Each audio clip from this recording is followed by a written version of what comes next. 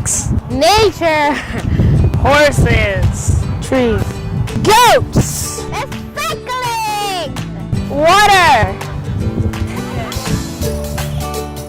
Everything is connected, and we all have the responsibility to recognize the impacts on the environment of our daily life actions.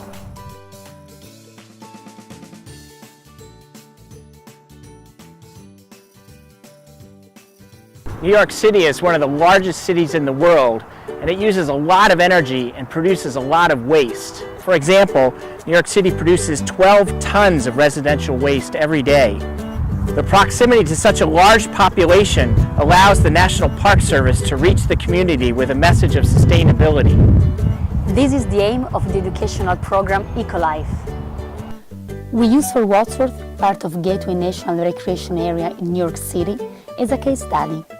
Through the systemic design approach, we determine how the park's many cultural and natural resources and issues related to these resources within the park, such as how we deal with waste and transportation, can be managed in a systemic way, creating solutions for the park and the local community.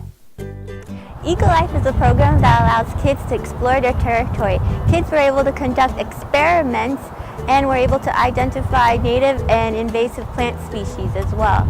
In addition, kids also created their own garden. So they actually used recycled pallet beds, right? And they made a garden bed. And also they were able to take the horse manure and combine it with potting soil and create a very rich nutrient source for their crops to grow. And that way, kids actually understand where their food came from.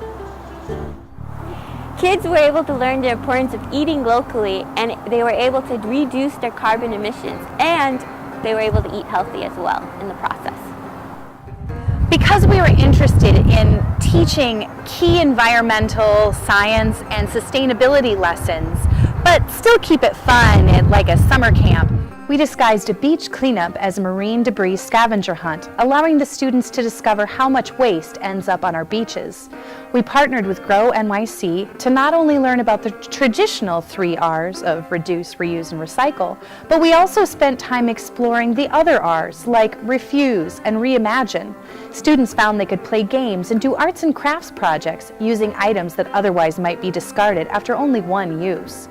Pollution doesn't just occur in tangible ways like a plastic bottle washing up on the beach. A major form of pollution is the emissions from burning fossil fuels in our cars and to make electricity. Through gameplay, the ECOlife students learned how the greenhouse gas layer works and why excess carbon dioxide is driving climate change.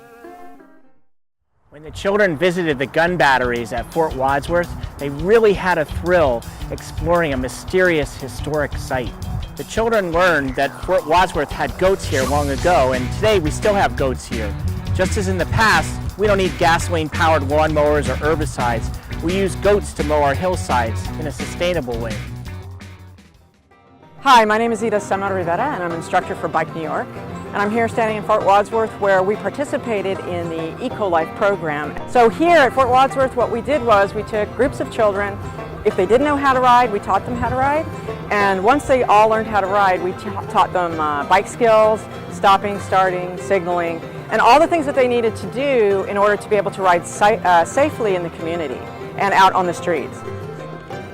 So one thing that I think is amazing about this program is you take a space like this amazing park in the middle of Staten Island and you give kids access to this space. And they brought me in to get students responding to the space in haiku with my public art project, the Guerrilla Haiku Movement. The kids wrote haiku inspired by this space, and I think a huge part of the mission of ECOlife is to also engage these students in these spaces in creative ways. In the culminating activity, the kids were able to take all the concepts they learned throughout the program and to design a new system for their community and their own park. They take into consideration the relationship between the people and how to use energy, waste, water and food production and create a sustainable system. ECOlife shows that the network of relations between resources, organization and community is much wider than the sum of its parts.